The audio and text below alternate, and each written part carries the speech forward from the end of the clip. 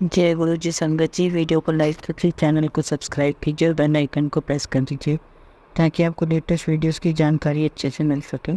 जय गुरु जी। संगत जी, गुरु जी का अनंतम शुक्राना, गुरु जी के श्री चरणों में कोटि कोटि प्रणाम और गुरु जी की प्यारी संगत को भी जय गुरु जी।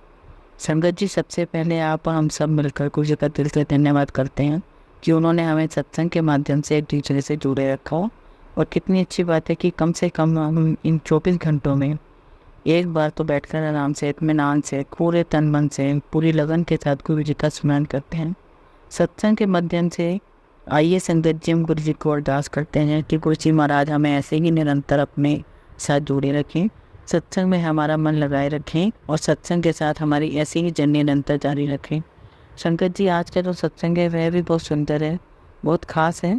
गुरु जी की प्यारी और पुरानी संगत क्या है और आप जानते हैं आपको क्या करना है। आपको सत्संग अंत तक सुनना है, पूरा सुनना है, क्योंकि सत्संग अधूरा छोड़ने से हमारे गुरु जी महाराज का निरादर होता है और वह हम में से कोई नहीं करना चाहेगा। इसलिए सत्संग पूरा सुने, पूरी लगन के साथ, पूरी श्रद्धा के साथ सुने। निश्चित ही आपको अपने कई सवालों के जवाब मिलेंगे। संगत जी, अगर आप भी अपने सत्संग शेयर करना चाहते हैं तो सुंदर लिखावट में हिंदी में ईमेल आईडी और व्हाट्सएप पर शेयर कर सकते हैं।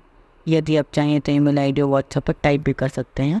तो चलिए संगत जी, आज का सत्संग शुरू करते हैं। आज का सत्संग हम गुरु जी की पुरानी संगत ट्विंकल आंटी का सुनेंगे। गुरु जी को प्रणाम, गुरु जी की प्यारी संगत को भी जय गुरु जी। जय गुरु जी। और सबसे पहले गुरु जी को कोटि कोटि नमन, लख लख शुक्राना। गुरु जी, आपने हमें इतनी प्यारी ब्लेसिंग से बख्शा, हमें शुक्राना करने की ब्लेसिंग से बख्शा हुआ है, क्योंकि सत्संग करना यह भी गुरु जी का बुलावा ही होता है। सत्संग में गुरु जी की बहुत बहुत सारी ब्लेसिंग्स होती हैं। गुरु जी हमेशा कहा करते हैं अपने दरबार में कि नथिंग इज कोइंसिडेंस। गुरु जी के दरबार में सब कुछ प्लान रहता है। मैं दिल से शुक्राना करती हूँ, बहुत बहुत थैंक यू बोलती हूँ कि गुरु जी को, कि गुरु जी आपने हमें बहुत प्यारी ब्लेसिंग्स दी हैं शुक्राना करने की। और शुक्राना भी हमारा नहीं है संगत जी, ये तो सब कुछ गुरु जी की ब्लेसिंग्स हैं जो गुरु जी ने हमें दी हैं। गुरु जी ने हमें ब्लेस किए हैं, गुरु जी ने हमें इतनी प्यारी लाइफ दी हुई है और हमारी लाइफ इतनी सुंदर कर दी है अपने साथ जोड़ने के बाद। सो दैट एवर डेज सत्संग संगत जी में शुरुआत यहीं से करना चाहूँगी कि जब से गुरु जी ने हमें जोड़ा है, जब से गुरु जी ने हमें ब्लेस किया है, हमारी लाइफ ब्लेस की है, every single day is a सत्संग। इसलिए गुरु जी का लख लख शुक्राना कि गुरु जी आपने हमें इतनी अच्छी ब्लेसिंग से ब्लेस किया है कि हम हर दिन एक नया दिन, बहुत खूबसूरत दिन देख पाते हैं। इतनी अच्छी हेल्थ ब्लेस की है आपने, अच्छा परिवार दिया है, बहुत प्यारा गुरु परिवार दिया है और हमें अपने संगत बना के इतने अच्छे माहौल में रखा हुआ है, इतने पॉजिटिविटी में रखा हुआ है। इन हर बात के लिए गुरु जी आपका लख लख शुक्राना। गुरु जी ने हमें अपने साथ 2000 में जोड़ा। हम कब से जुड़े हैं, कौन सी लाइफ से जुड़े हैं, वह तो हम नहीं जानते, लेकिन डेफिनेटली ज़रूर कभी गुरु जी ने हमसे बहुत बहुत पुण्य करवाए होंगे, जिसकी वजह से गुरु जी ने हमें इस जन्म में फिजिकल दर्शन दिए, हमें इस लायक समझा। गुरु जी ने लख लख शुक्राना। मैं तो यह भी कहना चाहूँगी, ये सब कुछ भी आपने हमारे लिए प्लान करके रखा था। इवन आपने यह तक भी प्लान किए हुआ रखा था कि हम किस घर में पैदा होंगे, हमें किन पेरेंट्स से ब्लेस कर रहे हैं, कौन से परिवार से ब्लेस कर रहे हैं, ये सब कुछ आपने सोच रखा हो, सब कुछ आपने प्लान किया हुआ है। आपका लख लख शुक्राना गुरु जी कि हम आपको फिजिकल फॉर्म में देख पाए, आपको महसूस कर पाए, आपके चरण स्पर्श कर पाए। आपका लख लख शुक्राना गुरु जी, क्योंकि आपकी दी हुई बहुत बड़ी ब्लेसिंग्स हैं। उस टाइम तो हमें ये ब्लेसिंग रियलाइज़ नहीं हुई गुरु जी, लेकिन आज हमें रियलाइज़ होता है कि आपने हमें कितनी बड़ी ब्लेसिंग से ब्लेस किया था। संगत जी, समटाइम्स मैं इतना रिग्रेट करती हूँ, क्यों नहीं गुरु जी हमने आपके साथ हर पल बिताया, क्यों नहीं हमने वह सारे पल आपके श्री चरणों में क्यों नहीं बिताया। गुरु जी, हमने आपको बहुत टेकन ऑफ ग्रांटेड ले रखा था उस टाइम पर, लेकिन आज आपकी बहुत याद आती है। संगत जी, ये 2000 की बात है, जब मम्मी पापा के साथ में गुरु जी के दर्शन करने के लिए गई और उस समय मैं बहुत छोटी थी, शायद 14 साल की रही होंगी। इतने सुंदर दर्शन हुए थे, बहुत प्यारे दर्शन गुरु जी के। लेकिन ऑनेस्टली मैं आपको बताऊं संगत जी, मैं 14 साल की थी तो मुझे स्पिरिचुअली जो कनेक्शन था वो तो फील नहीं हुआ। लेकिन हाँ संगत जी, ऑरा इतना पॉजिटिव था कि आपको बहुत अच्छा लगता है जब आप किसी पॉजिटिव जगह पर जाते हैं। बहुत ही सुंदर दरबार था गुरु जी का। जब हमने गुरु जी को देखा तो वो बहुत ही अनबिलीवेबल और गुरु जी बहुत प्यारे लग रहे थे। गुरु जी की सबसे प्यारी बात यही थी, जो हमारे दिल में जो एक सोच बनी हुई है गुरुओं को लेके, कि उनके ऐसे कपड़े होंगे, उनका ऐसा फिजिकल फॉर्म होगा, उन सबसे अलग हट के गुरु जी का अपना एक फिजिकल फॉर्म था और जो बहुत ही प्यारा फॉर्म था। और यहीं पर हमें गुरु जी ने एक स्टीरियोटाइप जो थिंकिंग होती है उससे भी हमें बाहर निकाला, हमें वहमों से बाहर निकाला। गुरु जी ने हमने गुरु जी के चरणों में मत्था टेका, वहाँ बैठे गुरु जी के बहुत सुंदर दर्शन हुए हमें। और एटमॉस्फेयर बहुत प्यारा था, सब लोग पीसफुल शब्द सुन रहे थे और बहुत ही प्यारा एम्बियंस था। और फिर हम लंगर प्रसाद लेके घर आ गए। संगत जी है, वो पहला दिन था जो मुझे आज तक याद है। बहुत ही खूबसूरत दिन है, इसलिए भी खूबसूरत है क्योंकि हमें इस दिन गुरु जी के दर्शन हो पाए। और ऐसे हम गुरु जी के दर्शन के लिए जाते रहे। एक बार, 2 बार, 3 बार हम बड़ी फ्रिक्वेंसी संगतों के दिन बांध रखे थे कि कौन सी संगत किस दिन आएगी। लेकिन I am very very thankful गुरु जी, आपने मेरे पेरेंट्स का कोई दिन नहीं बांध के रखा। और जब मैंने फ़र्स्ट टाइम गुरु जी के दर्शन किए संगत जी, तब मैं 10th क्लास में थी। जब हम गुरु जी के दरबार में जाया करते थे तो मैंने आपको बताया कि मैं छोटी हुआ करती थी, तो इस तरह का कनेक्शन नहीं हुआ था गुरु जी के साथ। लेकिन एक चीज़ ज़रूर थी वहाँ पर, अट्रैक्शन इतना ज़बरदस्त था वहाँ पर कि आपका बिल्कुल मन नहीं करता था वहाँ से लौट कर आने का। और लंगर करने के बाद ना गुरु जी सिलेक्टेड संगत को ही वहाँ पर आज्ञा देते थे घर आने के लिए और बाकी संगत को वहीं रोकते थे। गुरु जी संगत जी गुरु जी लंगर के बाद में हाथ के इशारे से ना किसी को बुलाया करते थे कि चलो भाई अब आप जाओ, तुम आओ, ऐसे करके कुछ इशारे से बुलाया करते थे। और हम लोग जो थे वो जानबूझ करके नीचे मुँह करके बैठ जाया करते थे। संगत जी सच बोले तो हम तो बहुत बड़े फूल थे, हमें ऐसा लगता है कि हम आए कनेक्ट करेंगे ही नहीं तो गुरु जी हमें बुलाएंगे ही नहीं, और ना गुरु जी हमें देखेंगे, ना हमें बुलाएंगे और ना हमें घर जाने का बोलेंगे। और क्यों करते थे गुरु जी ऐसा, यह तो मुझे नहीं पता, लेकिन वहाँ बैठना हमें बहुत अच्छा लगता था। बहुत ज़्यादा एक बार की बात है, संगत जी लंगर लेने के बाद गुरु जी ने काफ़ी संगत को भेज दिया। हम लोग वहाँ रुके हुए थे और उस दिन गुरु जी का मूड बड़ा अच्छा था। गुरु जी ने बोला कि चलो सब अपनी गाड़ियाँ निकालो, और हम लोग भी सब गुरु जी के पीछे पीछे अपनी गाड़ी ड्राइव करते हुए सबसे पहले पहुँचे इंडिया गेट। और वहीं पर पास में बहुत बड़ा ट्री है, एक पेड़ है। गुरु जी ने हमको वहाँ पे बिठा के और वहीं पर हमने कुछ खाया। हमको वहाँ पर रात में 2-2:30 बज गए। हम सभी संगत को बहुत मज़ा आ रहा था। तो फिर थोड़ी देर में गुरु जी ने बोला कि चलो अब चलते हैं। तो बाकी सारी संगत तो बैठ गई कार में, लेकिन गुरु जी और मम्मी ये लोग वॉक करने लग गए। गुरु जी बहुत बहुत फास्ट चला करते थे, तो मम्मी और गुरु जी इंडिया गेट से वो 2 ओबराई तक वॉक करते हुए आए। तब तक जब गुरु जी और मम्मी वॉक कर रहे थे और ओबराई होटल तक पहुँचे, तब तक रात के 3-3:30 बज गए थे। हमें भी वहाँ पर बुलाया गया और हमें वहाँ पर सबको चाय पिलाई गई।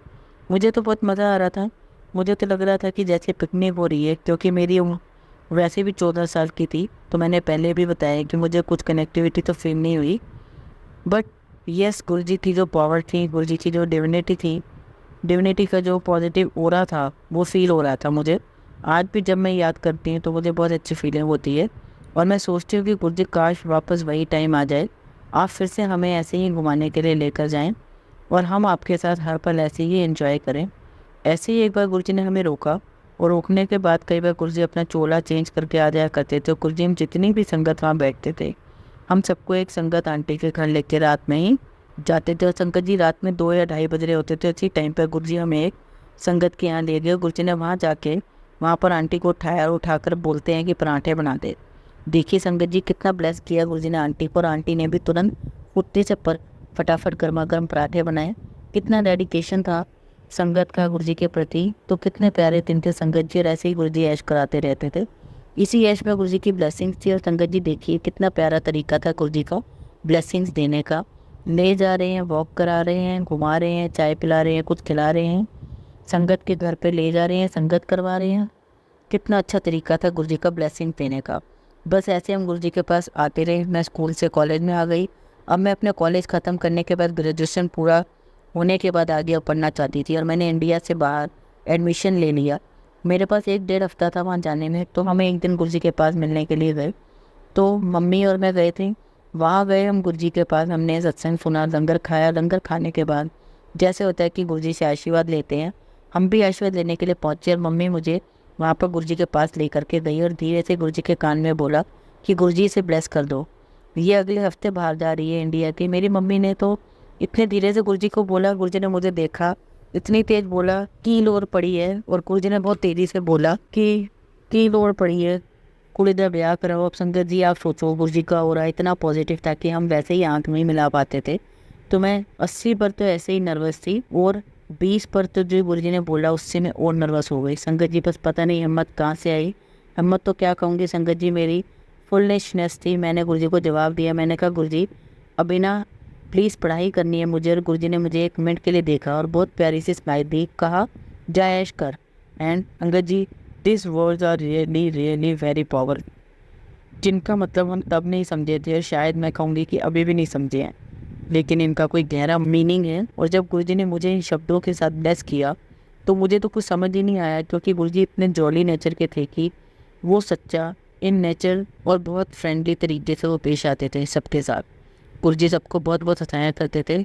शायद ही रेयरली हमने कभी गुरुजी को देखा हो कि वो सीरियस बैठे हैं, इसलिए गुरुजी ने बड़े ही प्यारे और लाइटली मूड में बोल दिया, जाओ ऐश करो और पढ़ाई करो। और तब मुझे इन बातों का इतना मतलब समझ में नहीं आता था कि कोई, लेकिन संगत जी आज जब मैं अपनी लाइफ को पीछे रिवाइंड करके फ्लैशबैक में देखती हूँ तो मैंने बहुत बारी नोटिस करा कि मेरे साथ कुछ ऐसी चीज़ें हुई है जिस दौरान मैं बाहर पढ़ाई कर रही थी। उस समय की इतनी स्मूथली सब कुछ कैसे हो गया, ये पॉसिबल ही नहीं था संगत जी।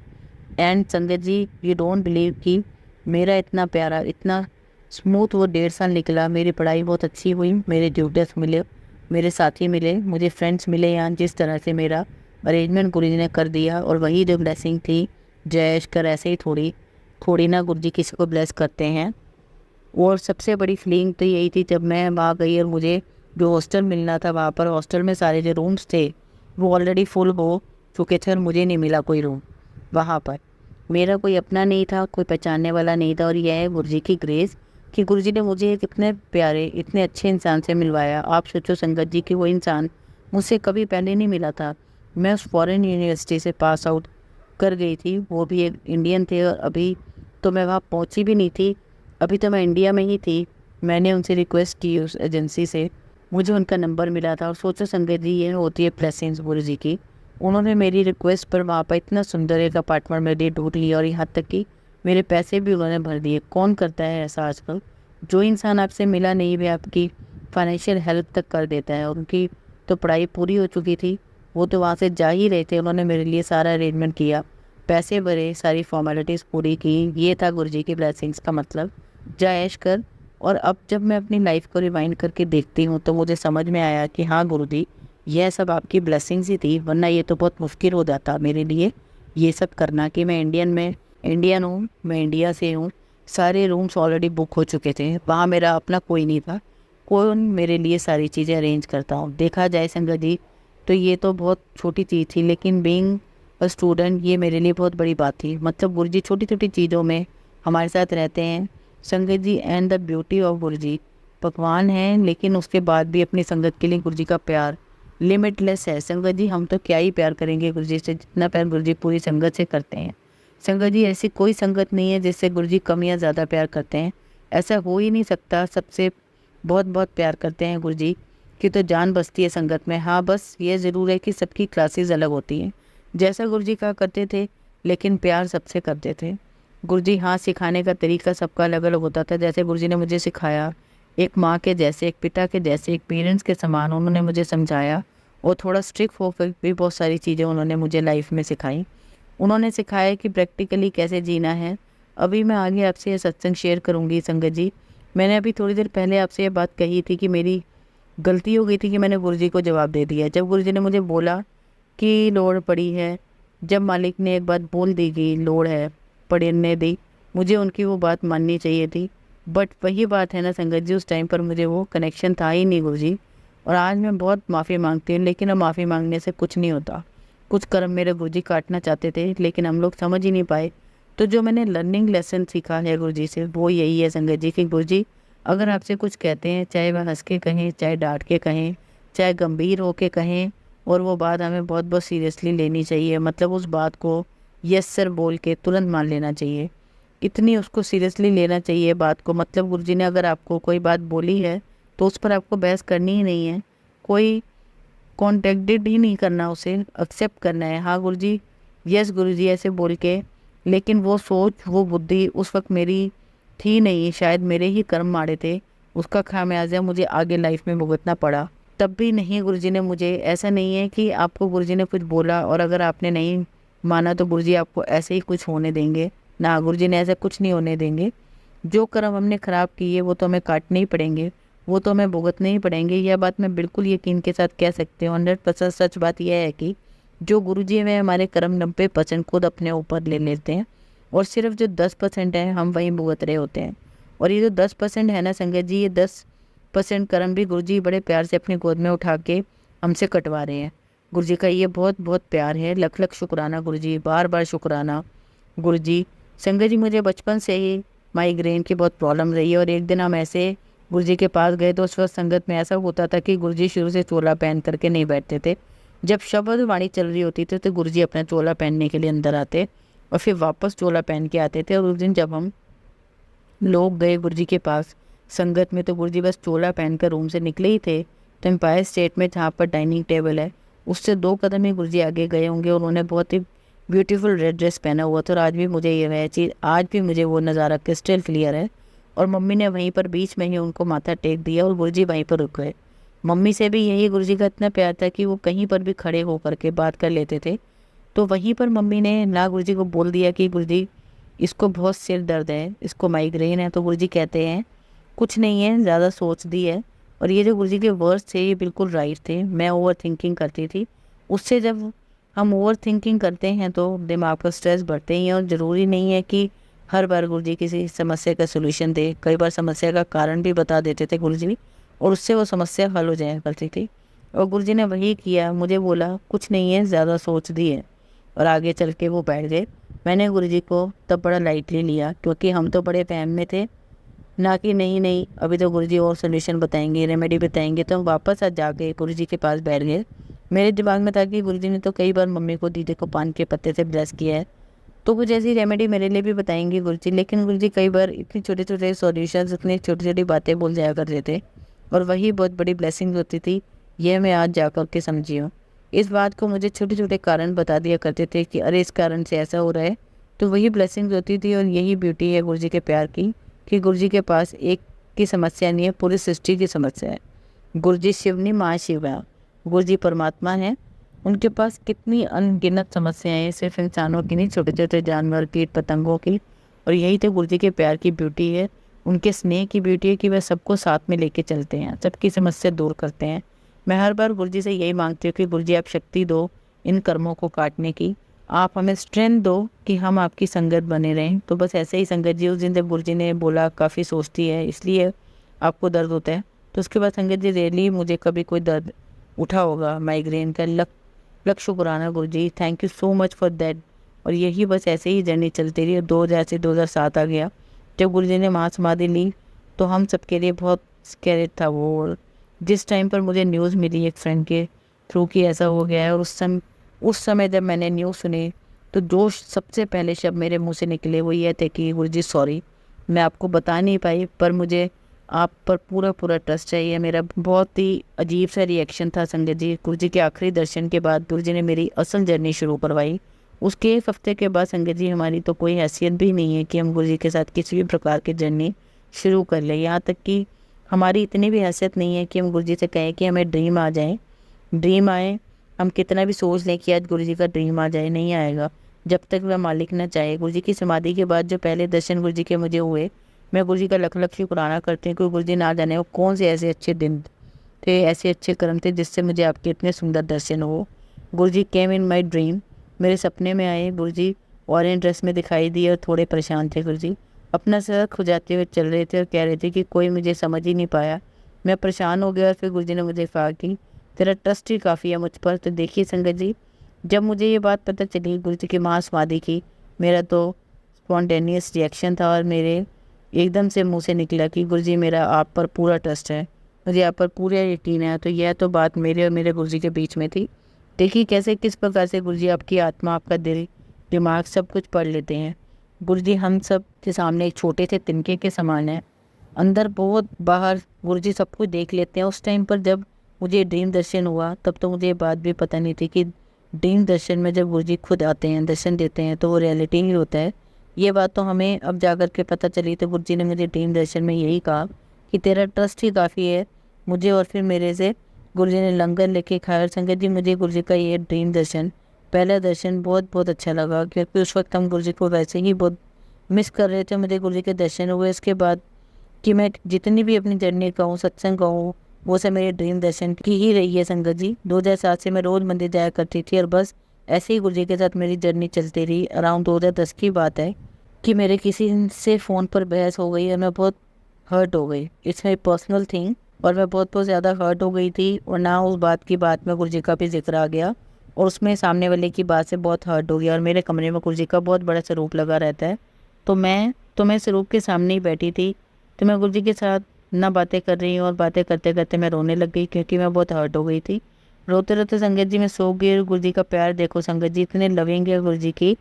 मुझे सपने में दर्शन देने आ गए। सपने में दिखाया कि गुरु जी ने बड़े मंदिर का जब पार्किंग वाला एरिया वो दिखाया, और वहाँ पर हम सारी संगत चेन बना के वहाँ पार्किंग में खड़े हैं, हाथ में हाथ पकड़ के हम चेन बना के खड़े हैं। और मैंने देखा गुरु जी का हेलीकॉप्टर लैंड करा और गुरु जी उसमें से उतरे हैं। मैंने जैसे ही देखा कि गुरु जी आ गए तो मैंने सबका हाथ छुड़ाया और बहुत तेज़ी से भागते गुरु जी के पास गई। और मैंने गुरु जी के श्री चरणों में माथा टेका, पूरे तरीके से अपने आप को सरेंडर कर दिया। वैसे मैं हो गई। और चूँकि संगत जी मैं रो रो करके बाहर बहुत भरे दिल के साथ सोई हुई थी, तो मेरे ड्रीम दर्शन में वही स्थिति, मेरी मानसिक स्थिति बनी हुई थी और मैं गुरु जी के चरणों में रो रही हूँ। गुरु जी ने मेरे दोनों कंधों को पकड़ के बड़े प्यार से हल्के से दबा के इशारा किया कि मैं ऊपर देखूँ। मेरे माथे पे प्यार सा तिलक लगाया। संगत जी आप बिलीव नहीं करेंगे मैंने क्या देखा। जब मैंने चेहरा ऊपर किया कि गुरु जी की आंखों से आंसू निकल रहे हैं। संगत जी मेरा ही है सत्संग, आप लोग तो सिर्फ सुन रहे हो। मैं आज तक उस सपने को, ड्रीम दर्शन को अपनी आँखों से, अपनी जर्नी से कभी नहीं भुला पाई हूँ। वह जो फीलिंग है वह मैं एक्सप्रेस ही नहीं कर सकती। हमें कोई इतना प्यार कर ही नहीं सकता। आपकी लाइफ का कोई भी व्यक्ति आपसे इमोशन में इतना साथ नहीं दे सकता जितना कि गुरु जी देते हैं। गुरु जी आपकी इतनी छोटी छोटी बातों में साथ देते हैं कि सोचो संगत जी, बड़ी से बड़ी प्रॉब्लम में वो आपको छोड़ेंगे ही नहीं। इतनी छोटी सी बात के लिए तो गुरु जी अपने बच्चे को दर्शन के लिए आ जाते हैं। उसके दुख में वो खुद भी रो रहे हैं। उससे बड़ी ब्लेसिंग्स क्या हो सकती है संगत जी। गुरु जी का प्यार इतना इन्फिनिट रहे। गुरु जी ने मुझे अपने ड्रीम दर्शन में सब चीज़ें सिखाई। वो मेरे लिए माँ भी है, भाई भी हैं, मेरे पिता भी हैं। गुरु जी इस धरती पर मनुष्य रूप में आए, एक पुरुष के रूप में आए थे, परंतु संगत जी गुरु जी का कोई जेंडर नहीं है। वो एक डिवाइन लाइट है, एक रोशनी है। वह सभी संगत को हर उस फॉर्म में दिखते हैं जिस फॉर्म में संगत ने उन्हें याद किया। जो जैसा गुरु जी को देखना चाहते हैं गुरु जी उसे वैसे ही दिखाई देते हैं। इसलिए गुरु जी एक डिवाइन लाइट है। ऐसे ही 2013 आ गया। 13 में गुरु पूर्णिमा का दिन था और हम गुरु पूर्णिमा का दिन गुरु जी को माथा टेकने के लिए बड़े मंदिर जाया करते थे। माथा टेकने के लिए वहाँ पर पुराना किचन होता था, वहाँ एक रूम होता है। हम वहाँ पर गए और वहाँ पर जाके बैठ गए और मैं शिवलिंग की तरफ बड़े प्यार से देख रही थी और बहुत ही अच्छा माहौल था वहाँ पर। और ऐसे रैंडमली मुझे एक थॉट आया कि कितना अच्छा लग रहा है ना यहाँ पर कि सब लोग सेवा कर रहे हैं, मैं भी जा कर के एक सेवा ले लेती हूँ। यह थॉट आया मेरे मन में, पता नहीं कहाँ गायब भी हो गया। बस उसी रात को गुरुजी ने मुझे दर्शन दिए और गुरुजी ने मैरून चोला पहना हुआ था, मैरून गद्दी पर बैठे हुए थे। मैं उनके चरणों में बैठी हूँ और बड़े प्यार से मुझे कहते हैं तेन सेवा चाहिए। तो मैंने कहा जी गुरुजी। तो कहते हैं अच्छा मीठा प्रसाद बनाइए और एक सेकंड का पोज लेके कहते हैं एक्सक्लूसिव मीठा प्रसाद बनाइए, एक्सक्लूसिव। तो मैं ड्रीम में गुरुजी से पूछ रही हूँ कि गुरुजी मीठा प्रसाद बनाए, ये तो समझ में आ गया, एक्सक्लूसिव क्या होता है। और मैं बोल रही हूँ गुरुजी बताओ ना एक्सक्लूसिव क्या होता है। तो गुरुजी कभी लाइट देखें कभी लेफ्ट देखें, मेरी तरफ देख ही नहीं रहे। बस गुरुजी अंतर ध्यान हो जाते हैं। यहाँ मेरा ड्रीम ख़त्म हो जाता है और सुबह जब मैं उठी और मुझे ड्रीम दर्शन याद आ रहा है तो मैं सोच में पड़ गई कि गुरुजी मैं एक्सक्लूसिव क्या बनाऊँ। तो गुरुजी की प्रेरणा से जो भी मीठा बनाना था वो मैंने मीठा बनाया और अपनी सेवा की संगत की। संगत जी गुरुजी भाव बहुत पढ़ते हैं, सब कुछ भाव का खेल है। आपके जैसे भाव होंगे आपको वैसे दर्शन होंगे, वैसे ही आपको फल भी मिलेगा। लख लख शुक्राना गुरुजी, बहुत बहुत आपका लख लख शुक्राना। आपने मुझे अपनी दात बख्शी, बहुत प्यार दिया आपने मुझे। संगत जी आगे जब भी मुझे गुरुजी मौका देंगे मैं अपना सत्संग और भी आगे शेयर करूँगी। अब मैं अपनी वाणी को यहीं पे विराम देती हूँ। जय गुरु जी, शुक्राना गुरु जी। संगत जी हमेशा की तरह हम आज भी सत्संग का अंत एक बहुत ही सुंदर कहानी से करेंगे। संगत जी ये बहुत पुराने समय की बात है। उस समय राजा महेंद्र सिंह अचला नगरी के राजा थे। उन्होंने अपनी प्रजा से बहुत प्रेम था। राजा महेंद्र सिंह का जन्मदिन निकट आ रहा था। राजा ने एक योजना बनाई कि वे जन्मदिन की सुबह अपनी नगरी में घूमने जाएंगे। उन्होंने सोचा कि उस दिन रास्ते में सबसे पहले जो व्यक्ति मिलेगा उसे पूर्णतः संतुष्ट करेंगे। जन्मदिन की सुबह ही योजना के अनुसार राजा महेंद्र सिंह अपने घोड़े पर नगर में घूमने के लिए निकले। राजा मन में ऐसा सोच ही रहे थे कि मुझे रास्ते में जो भी व्यक्ति सबसे पहले मिलेगा उसे मैं संतुष्ट करके ही आगे जाऊंगा। तभी उनके सामने एक भिखारी आया। राजा को देखकर भिखारी उनके निकट आया और उसने राजा के सामने भीख मांगने के लिए हाथ फैला दिए। राजा ने भिखारी की ओर देखा और पौड़ी पर बैठे बैठे ही एक तांबे का सिक्का उसकी ओर उछाल दिया। जब भिखारी फेंके सिक्के को पकड़ने के लिए भागा, परंतु वह सिक्का उसके हाथ से छूटकर नाली में जा गिरा। भिखारी नाली में हाथ डालकर वह तांबे का सिक्का ढूंढने लगा। राजा ने सोचा, यह क्या हो गया?